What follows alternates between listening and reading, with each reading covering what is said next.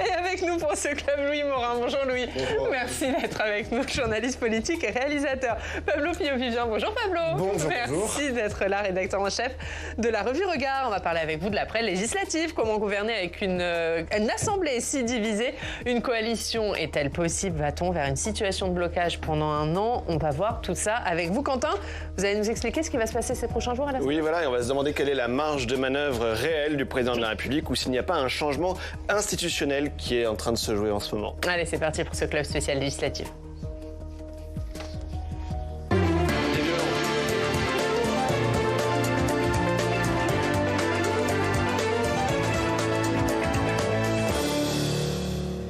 Et ces législatives qui font l'actualité dans nos régions. On va dans la Loire où le taux de participation était élevé dimanche et si le RN était en tête dans 3 des 6 circonscriptions au premier tour, aucun de ces candidats n'a finalement décroché son billet pour le Palais Bourbon. On regarde ce reportage de Céline Ercilla pour TL7, la télévision locale de la Loire.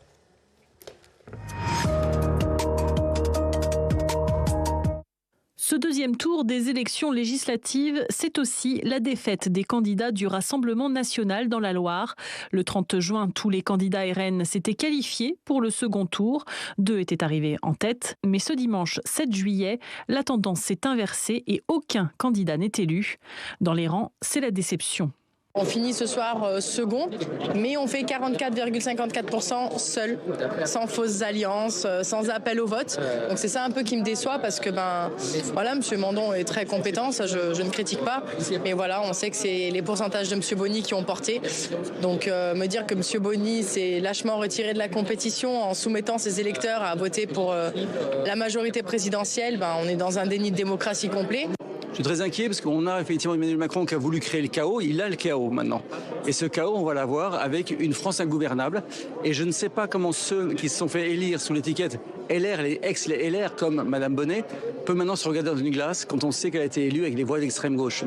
Comment peut-on effectivement accepter de se faire élire contre ses valeurs, puisqu'effectivement elle a toujours eu des valeurs qui étaient assez proches des nôtres, et qu'elle accepte, rien que pour garder son mandat, d'être effectivement élue avec eux. Eh bien écoutez, je trouve ça très glorieux, mais c'est pas grave. De toute façon, dans quelques années, on va se retrouver dans 1 an, dans 2 ans, dans 3 ans, et les Français pourront choisir à nouveau. Les Français sont pas assez dans la mouise, parce que je suis polie, sont pas assez dans la mouise. Ils sont un peu maso. Donc voilà, mais sinon, vis-à-vis de ma première circonscription, je suis un peu déçue. C'est évident, quand on concourt, c'est pour gagner, c'est pas pour perdre, mais c'est le jeu. Moi, je respecte le choix des électeurs et électrices. Je veux remercier ceux qui ont voté pour le Rassemblement national, surtout qu'ils ne se découragent pas et qu'aux prochaines élections, ils se mobilisent encore plus. Mais cette défaite ne semble pas accabler les candidats du Rassemblement national. Certains voient déjà un avenir prometteur pour leur parti. Ce qu'il faut regarder, c'est aujourd'hui le pouvoir du groupe Rassemblement national à l'Assemblée. Et on voit qu'on a grandi de 50 à 60 députés, en tout cas des premières estimations qui nous parviennent. Donc ça reste quand même une victoire au niveau national, puisque jamais notre groupe aura atteint un tel score au niveau de députés à l'Assemblée nationale. Dans 2 ans, il y a l'élection présidentielle. Et nous, on attend avec impatience cette échéance-là, parce que la gauche a dit, par exemple, le SMIC à 1 600 €. Demain, on le veut, demain. Les squatteurs, très bien. Demain aussi, voilà. Donc, si vous voulez, nous sommes déterminés, contents et heureux et prêts à en découdre la prochaine fois et en découdre avec encore plus d'énergie. Avec des résultats plus forts qu'aux dernières élections, le Rassemblement national espère continuer son ascension jusqu'aux prochaines échéances électorales. Le parti d'extrême droite aura 88 sièges de députés à l'Assemblée nationale. Voilà pour ce reportage de TL7 dans la Loire. Alors, c'est pas le seul exemple, Pablo. C'est vrai qu'on a vu une différence énorme entre les résultats du premier tour et les résultats du second tour de manière inédite. Eh bien, le Front républicain a marché. Il a marché particulièrement donc, dans la Loire, comme ça a été démontré par votre reportage. Et en vérité, ça a marché dans énormément de circonscriptions en France. Quand on regarde énormément de duels qui avant étaient parfois des triangulaires, ont été remportés par par le candidat qui n'était pas l'extrême droite. Et on voit qu'il y a eu un report de voix énorme, que ce soit des électeurs ensemble sur les candidats NFP ou des électeurs NFP sur les candidats ensemble. C'est-à-dire que le Front républicain, qu'on disait mort, qu'on disait enterré, qu'on disait terminé, en fait, il a parfaitement marché dimanche dernier. Ces législatives, elles ont ressuscité le Front républicain, Louis ? Oui, elles ont ressuscité le Front républicain, évidemment, on l'a vu, ça a marché. La question, c'est finalement l'impact. L'impact que ça va avoir à court, à moyen terme, déjà auprès évidemment des 10,1 millions d'électeurs RN, c'est colossal. Une élection, c'est aussi une soupape. C'est une manière pour les individus de faire part de leur désaccord vis-à-vis d'une politique. À partir du moment où ils ont le sentiment de ne pas être entendus, le problème, c'est que le sentiment qui est parfois un sentiment de haine, notamment dans les partis extrêmes, les sentiments s'accumulent. Que va-t-il en être dans 3 ans ? C'est une véritable question. Si on n'écoute pas ces électeurs, aujourd'hui, il y a une grande responsabilité, je pense, pour le gouvernement qui va être constitué et également pour le président de la République, pour Emmanuel Macron, parce qu'on a 10,1 millions d'électeurs qui ont le sentiment de ne pas avoir été entendus face à 7 millions d'électeurs du NFP qui sont aujourd'hui majoritaires. Il y a un risque de ressentiment. Oui, il y a un risque de ressentiment parce que ce que dit très bien Louis, c'est que tout ça, c'est du contrat, en fait. C'est un contrat social. On a dit au soir de dimanche, la gauche a gagné. Bon, elle n'avait pas remporté la majorité des sièges à l'Assemblée nationale, ça c'est absolument certain. Mais quand bien même elle ait obtenu une majorité, même la majorité, en fait, c'est un concept, c'est un truc qu'on accepte de dire qu'une fois qu'on a la majorité, on a gagné parce que institutionnellement, ça marche, etc. Mais en vérité, lorsque vous avez une majorité, 50% plus une voix, pour que ce soit pour l'élection présidentielle ou 50% des sièges à l'Assemblée nationale, dire qu'on a gagné, c'est juste du contrat social. Et là, c'est exactement la même chose. C'est-à-dire que vous avez une grosse partie des électeurs, en l'occurrence 10 millions, qui ont voté pour l'extrême droite. Et la question, c'est dans quelle mesure ils vont être capables d'accepter un résultat électoral, une situation institutionnelle dans les années à venir qui les exclut du jeu politique. Et donc, Louis a raison, il va falloir pour les prochains gouvernements, parce qu'a priori, il n'y a aucun scénario dans lequel l'extrême droite serait dans le gouvernement, participerait à une coalition quelle qu'elle soit ou à une alliance. Dans quelle mesure ce gouvernement ou cet exécutif ou cette majorité va réussir à s'adresser à ces 10 millions de gens qui ont voté pour l'extrême droite pour justement ne pas que ça devienne, comme vous le disiez, du ressentiment. Oui, d'autant qu'on va regarder la carte du vote. Effectivement, il y a encore des zones très fortes pour le Rassemblement national, dans le sud-est, dans le nord, une diagonale qui va de la Gironde à l'Alsace. Et il y a une extension territoriale de plus en plus marquée du vote RN au fur et à mesure des élections. Et ce qui est frappant, Oriane, c'est quand on regarde la carte du premier tour de tous les territoires où le RN est arrivé en tête, premier parti au premier tour, c'est frappant. On a une France qui est clairement couleur Rassemblement national quand on regarde cette carte. Donc ça veut dire que si on n'agit pas aujourd'hui, si on ne prend pas en considération ces électeurs, en 2027, le résultat risque d'être en leur faveur. Ouais. Allez, on va voir ce qui est en train de se passer aujourd'hui, puisque les tractations se poursuivent à gauche pour trouver un Premier ministre et elles pourraient bien durer encore plusieurs jours. Cécile Sixou. Il l'assure, un nom sortira du chapeau, mais pour le moment, la gauche a encore besoin de temps pour trouver son candidat au poste de Premier ministre. On ne peut pas faire croire aux gens que dans la situation politique inédite qui est la nôtre, d'un claquement de doigts, on va sortir avec un Premier ministre, un gouvernement, tous les postes à l'Assemblée répartis par magie, par la main invisible du marché. Ça ne marche pas comme ça, on le sait. La situation politique, elle est inédite. Hier matin, pour Olivier Faure, le patron des socialistes, l'échéance était ferme avant la fin de la semaine. Mais dans la soirée, après les premières tractations, il reconnaît qu'il faudra plus de temps. Liste de gauche, avant la fin de semaine, ça tient toujours. Vous êtes toujours sur ces rails-là. Début de semaine prochaine, je ne sais pas au jour près. Mais oui, effectivement, nous devons ne pas laisser s'imposer une forme de vide dans lequel le chef de l'État s'engouffrerait. Nous avons une responsabilité très particulière. Pour le moment, les leaders du nouveau Front populaire ne candidatent pas publiquement au poste. sauf un, Jean-Luc Mélenchon, qui ne s'exclut pas de la course. Je souffrais que, quand on me pose la question, je ne dise pas « non, je ne m'en sens pas capable ». Il y a à peine 2 ans, j'ai dit le contraire. Donc, je tiens cette position, mais j'ai dit « nous en discuterons ». Mais son profil considéré comme trop clivant par les autres partis a de fortes chances de ne pas être retenu dans le casting final. Voilà, on voit, Pablo, le nouveau Front populaire qui risque de mettre des jours à trouver un Premier ministre. En tout cas, il n'y a toujours pas de nom qui sort. Est-ce qu'ils étaient vraiment prêts à gouverner, comme ils l'ont dit ? Moi, je pense qu'ils sont prêts à gouverner. Le problème, c'est la situation politique particulière, institutionnelle particulière, qui fait que ils n'ont pas vraiment de majorité. Ils auraient une majorité nette, ça aurait été beaucoup plus simple pour eux. Là, le problème, c'est ils sont déjà obligés de se projeter dans une composition où il faudrait faire des alliances des alliances. Le mot est pas très joli, mais en tout cas des compromis exactement texte par texte pour pouvoir avancer. Et donc c'est ça aujourd'hui l'enjeu du nouveau Front populaire, c'est de se dire comment est-ce que on peut constituer un exécutif, ça ils sont tous d'accord pour constituer l'exécutif, et ensuite ne pas se renier tout en faisant avancer nos textes. Parce que c'est bien sympa si demain ils réussissent à constituer un exécutif, admettons sur la base de la gauche, admettons même que le Premier ministre soit un insoumis ou une insoumise, mais que derrière ils arrivent à faire passer aucun texte parce qu'ils n'ont pas de majorité, ils ne trouvent pas de majorité.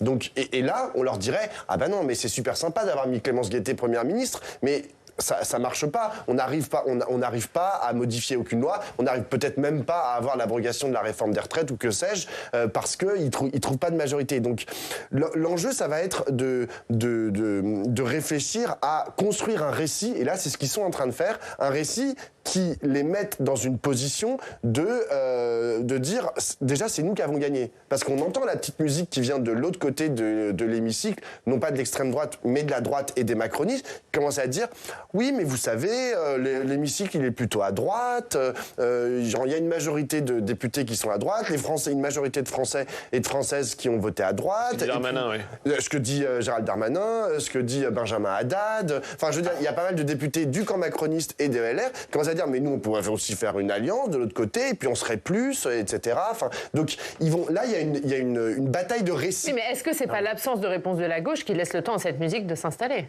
Non, je pense pas. Je pense que chacun essaye en gros de cranter son récit dans l'opinion publique parce qu'encore une fois tout ça c'est du contrat. Enfin, il faut qu'au bout d'un moment le président de la République et le parti présidentiel acceptent de dire ok, bon, on va nommer un Premier ministre ou une Première ministre du nouveau Front populaire et ensuite on va pas le faire tomber à la première occasion parce que c'est ça le risque, c'est une motion de censure avec la majorité des députés qui votent contre un gouvernement.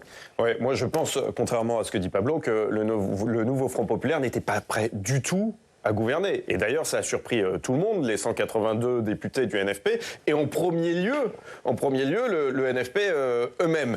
Donc évidemment qu'ils n'étaient pas prêts, évidemment qu'ils ne savent pas qui envoyer à Matignon, et d'ailleurs, ce qui est frappant, c'est qu'il y a 182 députés élus, et il y a 182 candidats, et même plus, parce que même ceux qui ne sont pas élus députés, Jean-Luc Mélenchon, eh bien, sont quand même candidats au poste. Donc voilà, quand on demande, ce matin, vous aviez Clémentine Autain sur le plateau, quand on demande à chacune des personnalités, il n'y en a aucun qui vous dit « Ah non, non, moi je refuserai le poste, je ne suis pas candidat ». Tous répondent un peu dans une confusion que potentiellement ils pourraient quand même assumer les fonctions, qu'ils s'en sentent capables. Donc on voit bien que cette question n'est pas tranchée. Ils ne savent même pas dire s'il faut que le Premier ministre soit issu de LFI ou soit issu d'une autre mouvance. Il y en a certains qui prônent pour que ce soit François Hollande au vu de sa légitimité d'ancien président, d'autres au contraire qui disent non, surtout pas. On voit quand même que c'est le NFP, ils ne sont d'accord absolument sur rien et en premier lieu pas sur leur incarnant. Donc ça pose quand même une vraie question aujourd'hui pour la suite des opérations. Ensuite, je suis pas du tout d'accord non plus avec Pablo sur la majorité. En effet, aujourd'hui, le problème c'est que vous avez 182 députés du NFP. 182 députés, ça ne fait pas une majorité et la majorité de cette assemblée aujourd'hui n'est pas à gauche. Voilà, c'est ça la conclusion. Et donc, avec 182 députés, évidemment qu'ils ne pourront pas revenir sur la réforme des retraites. C'est une évidence. Il faut une loi pour revenir sur la réforme des retraites. Alors, si ça peut pas se faire par décret. Si je peux me permettre, il y a une partie de l'extrême droite du Rassemblement national qui n'est pas non plus pour la réforme des retraites et qui veut son abrogation. Bien sûr, mais la question c'est est-ce qu'ils accepteront de voter avec le NFP? Alors très souvent, dans la dernière mandature, ils votaient avec le nouveau Front Populaire. L'inverse non, avec la NUPES. Ouais, mais est-ce que la NUPES tendra la main? Est-ce que la NUPES sera d'accord pour aller justement faire des accords avec... C'est pas des accords, il suffit juste de déposer une loi pour abroger la réforme des retraites et puis l'extrême droite la votera.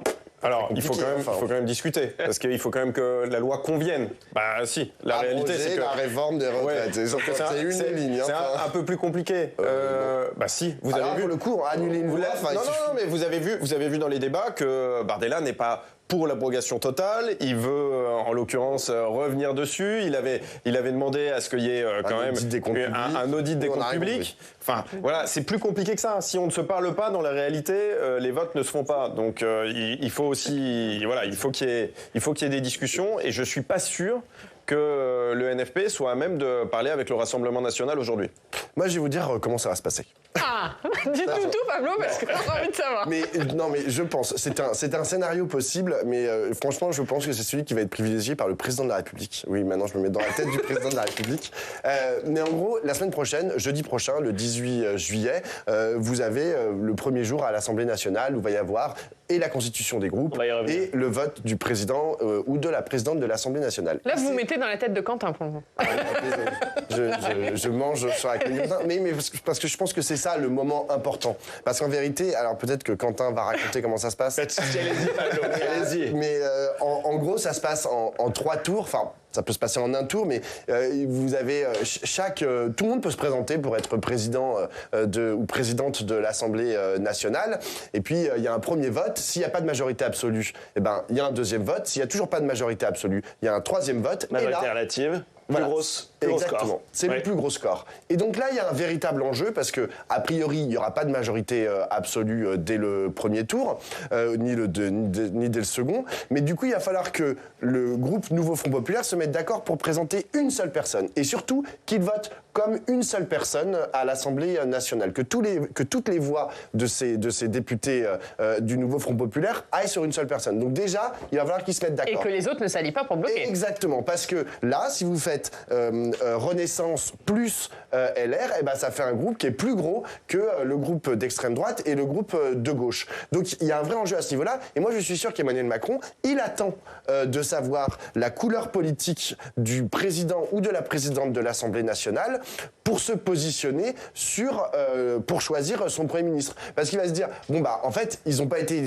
pas été capables en fait, de faire élire quelqu'un au perchoir de l'Assemblée nationale. Donc, moi, je préfère choisir un Premier ministre dans les rangs, soit des macronistes, soit de la droite. Et je pense que là, il y a un véritable enjeu. Et Pablo a complètement raison pour, en fait, ce que j'ai dit tout à l'heure, c'est-à-dire que le NFP, comme ils ne sont d'accord en réalité sur pas grand-chose, ils sont parvenus à un accord programmatique pour l'élection, pour les législatives, mais en réalité, dans les détails, quand vous regardez, les dissensions sont énormes. Le nucléaire, par exemple, évidemment, mais même quand on va un peu plus loin sur le Hamas, la position vis-à-vis de la guerre israélo-palestinienne, il y a énormément de sujets sur lesquels il y a des dissensions au sein même du NFP, sans compter aussi les inimitiés de personnes. François Hollande, on se souvient qu'il avait quand même eu des frondeurs qui aujourd'hui sont du côté de LFI.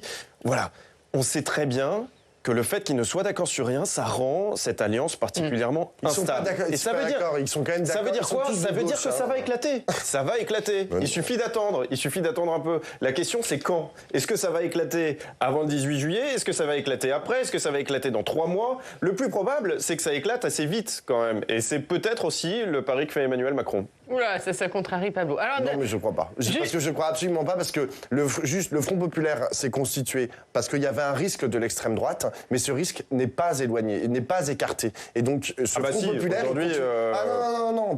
Là, comme vous l'avez très bien dit tout à l'heure, Louis... pour 2027, non. Exactement. Oui, mais donc, il est toujours là, le risque. Et donc, le nouveau Front Populaire... Au sein de l'Assemblée nationale, là, le Front Populaire le sait très bien. Et donc, il y a un enjeu, en fait, à réussir ce qui va se passer à l'Assemblée nationale dans les mois et dans les années à venir, pour ne pas que l'extrême droite prenne le pouvoir en 2027. Et donc c'est pour cette raison-là qu'ils resteront unis, à mon avis, jusqu'au bout. On a ça vu ce que tombe ça bien avait donné parce avec la que NUPES. Quentin, il raconte pas du tout ce que vous aviez raconté. C'est très complémentaire et il raconte beaucoup d'autres choses. Quelles sont les marges de manœuvre d'Emmanuel Macron? C'est vrai qu'on se pose la question, qu'est-ce que peut faire maintenant Emmanuel Macron? On a lu hier dans Le Monde que Macron évite la déroute et prend son temps. Selon un témoin de la soirée électorale, le chef de l'État a accueilli les résultats de dimanche avec une certaine satisfaction, dit-on dans le journal. Le bloc central, le nouveau nom de la majorité présidentielle, arrive en 2e position et n'est pas balayé par le Rassemblement national, contrairement aux projections dans les sondages. Emmanuel Macron a ainsi dit à ses invités dimanche soir, il faut maintenant apaiser le pays, laisser les choses s'organiser à l'Assemblée. Tout va donc maintenant se passer à l'Assemblée nationale. Il va falloir scruter maintenant finement les équilibres politiques. Ça revient un peu à ce que disait Pablo il y a un instant. Et sans majorité absolue, il n'y a pas d'option claire. Voilà. L'article 8 de la Constitution dispose que le président de la République nomme le Premier ministre. C'est donc un choix souverain habituellement. Mais quand on regarde la composition de l'Assemblée nationale, on l'a déjà vu, on va la revoir depuis dimanche soir, on voit qu'aucun groupe ne dispose de la majorité absolue, que les oppositions peuvent facilement additionner leur voix et faire tomber tout gouvernement venu d'un des autres groupes avec une motion de censure. Chacun des 4 groupes peut s'allier pour des votes de circonstance, pour refuser à l'autre de gouverner. C'est pour cela qu'il n'y a pas de solution politique claire pour le chef de l'État. Et d'où ce changement institutionnel, c'est plus l'Élysée qui a la main sur la situation politique. Et voilà, c'est quelque chose qu'on entend beaucoup depuis dimanche soir. Nous serions passés dans un régime parlementaire. Difficile à imaginer car en France, on est habitué à ce pouvoir présidentiel fort sous la Ve République.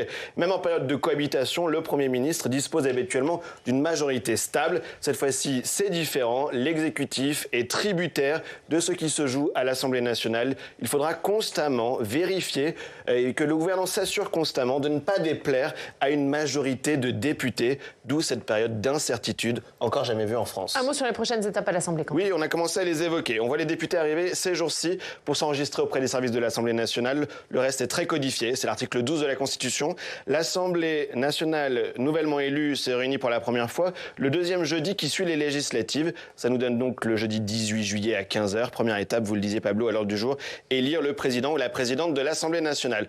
Les différents groupes politiques se constitueront au sein de l'Assemblée nationale et ils vont remettre leurs déclarations de politique qui fondent leur existence et ainsi que le nom, les membres de ce groupe et ainsi que leur président. Ça se jouera aussi ce même jeudi avant 18h. Le lendemain, vendredi, on verra la désignation du bureau avec 6 postes de vice-président, 3 questeurs, 12 secrétaires. Dans la foulée, les députés seront répartis dans les 8 commissions permanentes, commission des lois, commission des finances, de la culture. Ces commissions seront réunies le 20 juillet et on voit le début de la session du 18 juillet jusqu'au 2 août. Oriane. Voilà, et la question qui se pose, c'est est-ce que cette Assemblée sera gouvernable ?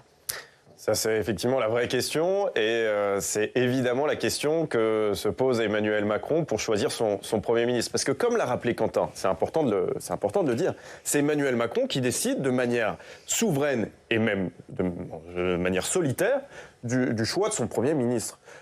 Ça fait quelques jours qu'on entend le NFP nous dire voilà, d'ici la fin de semaine, on aura un nom. Mais c'est pas au NFP de choisir.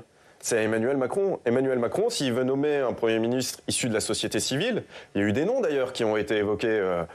Parfois, on a entendu des syndicalistes. On pourrait imaginer le nom aussi d'un patron d'une entreprise publique qui pourrait aujourd'hui être nommé à Matignon. L'enjeu, c'est de rassembler. L'enjeu, c'est simplement de ne pas être trop clivant, parce que sinon, comme l'a bien expliqué Quentin, on est certain d'avoir face à soi une levée de bouclier. Et au fond, ce que nous a dit Jean-Luc Mélenchon dimanche soir, lorsqu'il a dit il n'y aura aucune négociation, ce qu'il commence à dire, c'est nous, on veut le pouvoir. Avec la NUPES, enfin avec le NFP et avec LFI, on veut le pouvoir, et si jamais c'est pas nous, ce sera le blocage institutionnel. Finalement, ce que fait Jean-Luc Mélenchon, c'est du chantage au blocage institutionnel. Je suis pas sûr que ce soit la meilleure manière d'arriver à Matignon. Oui, avec un petit problème quand même, c'est que effectivement, j'entends souvent dire qu'il faut que le Premier ou la Première ministre ne soit pas clivant. Le seul problème, c'est qu'il y a beaucoup d'électeurs et d'électrices qui ont voté précisément pour des partis qui étaient clivants. Je veux dire, à la fois l'extrême droite et la gauche, qui le répètent assez souvent, et ils sont la gauche de rupture, etc. Pareil pour l'extrême droite. C'est-à-dire que si on leur dit, donc si on prend tous les gens qui ont voté Nouveau Front Populaire et tous les gens qui ont voté extrême droite et qu'on leur dit, attendez, finalement, on va vous faire un truc un peu centriste, mou, etc. C'est ça l'exécutif qui va être composé autour d'une personnalité, du coup, qui serait comme ça, qui réussirait à réunir tout le monde. Excuse-moi, mais c'est pas du tout ce qu'ont demandé, pour le coup, beaucoup de Français. C'est-à-dire 10 plus 9 millions de gens qui ont voté. Donc c'est-à-dire 19 millions de Français qui ont voté contre précisément un espèce de centre mou qui gouvernerait. Donc il y a un problème dans les termes, dans le contrat qui est fait, non pas pour que ça marche institutionnellement, mais dans le contrat qui est fait avec les Français. Ça, c'est le premier problème. C'est le principe d'une coalition en même temps, Pablo.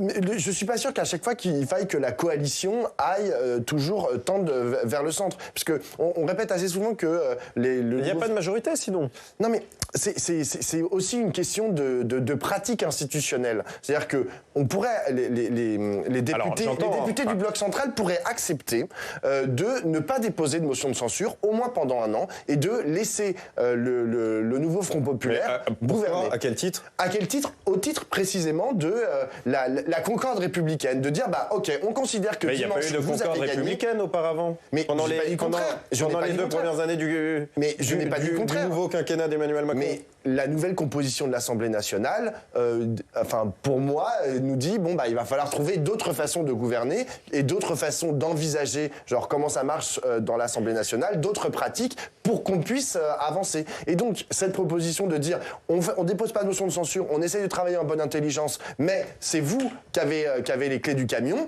vous le nouveau Front populaire, pour moi n'est pas une solution qui est complètement démentielle. Mais ça voudrait dire une nouvelle pratique, c'est-à-dire considérer que on peut se parler. Parce qu'aujourd'hui, c'est ça le problème, c'est que vous avez trois blocs qui ne veulent pas se parler. À quel titre est-ce que les députés centristes, qui ne sont absolument pas d'accord avec le programme de la gauche et de l'extrême gauche, refuseraient d'utiliser un des outils fondamentaux de notre Constitution pour s'opposer justement au programme qui serait mis en place. À quel titre ? Parce que comme tous les alors outils, que ça va à l'inverse de leur conviction. Comme tous les outils, ça n'a pas de sens, Pablo. Comme tous les outils et législatifs et constitutionnels, il y a effectivement la lettre de ces outils, mais il y a l'esprit. Et l'esprit, c'est aussi, au bout d'un moment, de pouvoir... Mais ça n'a jamais été l'esprit auparavant. Mais je sais que ça n'a pas été l'esprit, je sais, mais il va falloir inventer des nouvelles façons de faire, parce que sinon, ça ne bouge pas dans l'Assemblée nationale, et même, on nomme même pas de gouvernement. Enfin, je veux dire, on peut faire tomber les gouvernements tous les 3 jours, en disant, on n'est pas content, on n'est pas content, on n'est pas content. C'est vraiment le risque. Donc, il faut une nouvelle façon d'envisager les pratiques dans l'Assemblée nationale. Et ça revient à ce que je disais juste avant. Finalement, on a un chantage au blocage institutionnel qui est en train, en réalité, de prendre forme. Et c'est d'ailleurs ce qu'a dit Jean-Luc Mélenchon au soir du second tour, en disant, nous, on ne cédera sur absolument rien. On appliquera le programme strictement le programme. Voilà, exactement. Parce que son récit, c'est de dire, j'ai gagné, on a gagné. Mais avec 182 députés, il n'a pas gagné. Et puis, d'ailleurs, LFI n'a pas 182 députés parmi les députés élus. Jean-Luc Mélenchon n'a pas gagné. La question, c'est est-ce que d'autres groupes de parlementaires vont pouvoir accepter de dire non, mais finalement, populaire c'est très intéressant. Mais c'est très intéressant de constater que finalement Jean-Luc Mélenchon demande à ce que les députés macronistes n'utilisent pas un des principes fondamentaux de la Constitution pour éviter le blocage institutionnel. Il ne demande pas ça, c'est moi qui l'ai dit. Il fait aussi Jean-Luc Mélenchon. Il fait le président de la République et Jean-Luc Mélenchon. Ça se voit. Ce n'est que la traduction des propos qu'il a tenus dimanche soir. On continue à parler de ces législatives, c'est à la une de la presse régionale.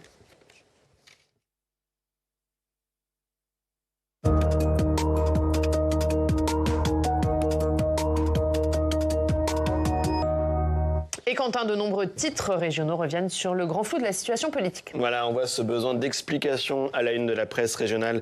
À la recherche d'une majorité à l'Assemblée, titre ce matin l'Alsace. Bataille de Matignon, c'est le grand flou, dit la dépêche à Toulouse. Qui pour gouverner, s'interroge le journal du Centre à Nevers. Qui à la place d'Attal, se demande encore le Midi Libre à Montpellier. On voit toutes ces interrogations et le regard qui se tourne vers la gauche, arrivé en tête, et qui devrait proposer le nom dans la semaine, en début de semaine prochaine, pour aller à Matignon, un nom pour aller à Matignon. Dans les pages intérieures du Midi Libre, on s'interroge sur la façon dont le NFP peut gouverner. La gauche qui gouverne seule court le risque à terme d'une censure rapide vu qu'elle est très loin d'avoir une majorité absolue, dit-on dans le journal. Cependant, pour qu'elle soit renversée, les oppositions doivent s'unir et je ne vois pas ensemble voter d'emblée avec le RN. Ils vont laisser la gauche démarrer, analyse le politologue montpelliérain Michel Crespi. On continue aussi avec d'autres nombreuses unes consacrées à la situation politique. Voilà, après Attal, qui pour gouverner, se demande le courrier Picard. Place face aux tractations, recherche alliance désespérément, lit-on aussi à la une de la presse régionale ce matin, avec ces photos de l'Assemblée nationale dans les journaux. Dans les pages intérieures de la Voix du Nord, on lit que l'idée d'une coalition d'un arc républicain, eh bien, elle s'éloigne. Cette alliance des modérés, tous les groupes sans LFI et le RN, est rejetée par les écologistes, également par les socialistes, tout comme par les LR. Ça fait extraordinairement manœuvre. Les Français vont se dire, on nous vole nos élections, commente le sénateur LR Roger Carucci. Comment la situation est-elle vécue par les Corses ? Remise en jeu parlementaire, titre aujourd'hui Corse Matin, le journal qui évoque le processus de Beauvau. Vous savez, ces négociations autour de la réforme constitutionnelle sur le statut de l'île au sein de la République. La nouvelle configuration de l'Assemblée provoque à la fois espoir et doute, nous dit le journal ce matin. Pourtant, l'équation n'a pas tant changé que cela, en fait, avec la dissolution, car ce sont les sénateurs qui bloquent Oriane et le Sénat n'a pas bougé ces derniers jours. Il n'y a pas que les législatives, il y a aussi les résultats du bac qui sont tombés. Et oui, c'est presque passé inaperçu, mais c'était hier. Rappelez-vous, Oriane, l'angoisse que cela représentait, les résultats du baccalauréat. L'Ardennais nous présente un jeune bachelier de 15 ans. Il s'appelle Michel, il a eu 19 sur 20 en maths, sa matière fétiche. C'est le plus jeune bachelier des Ardennes, avec 17,2 sur 20 au total. Mention très bien, bravo à lui. Allez, on termine avec votre sport préféré. Quentin, c'est le foot. Oui, bon. Non, effectivement, on en parlait vendredi, mais on en parlait avant le match face au Portugal. Eh bien, cela ne s'est pas arrangé. On attend toujours les vrais buts, l'action. Le but à atteindre, dit la montagne à Clermont-Ferrand. Toute la France l'attend, titre le Télégramme en Bretagne. Kylian Mbappé, maintenant ou jamais, écrit même le journal breton dans ses pages intérieures. Le choc face à l'Espagne, c'est 21h sur TF1. Vous regarderez. Ouais. Évidemment. Bah si, ouais. Pablo lui aussi. Un pronostic. Ouais, voilà, allez. Merci. On gagne. On gagne l'euro même. Enfin. Allez, Pablo. Et on gagne l'euro. Voilà. L'été sera parfait. La totale pour Pablo. Merci beaucoup Pablo, merci beaucoup Louis. Merci Quentin. Quentin, à vendredi. 18h, vous avez rendez-vous avec Thomas Hugues pour Sens Public et nous on se retrouve demain. Très bonne journée.